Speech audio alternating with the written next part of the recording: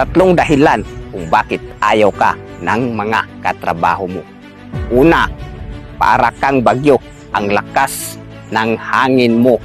Gusto mo ikaw lagi yung bida. Pangalawa, credit grabber ka. Biruin mo, tulong-tulong kayo as a team, pero nung nagtagumpay ang mga plano mo, ikaw lahat ang sumalo. Ikaw lahat at binibida mo sa mga boss mo na ikaw lahat ang utak ng tagumpay ninyo.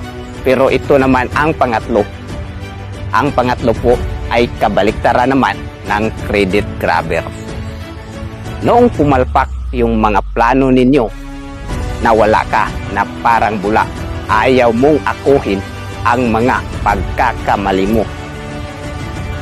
Ayaw mong akuhin ang mga pagkakamali mo. Real talk lang mga bossing. Kung gusto mong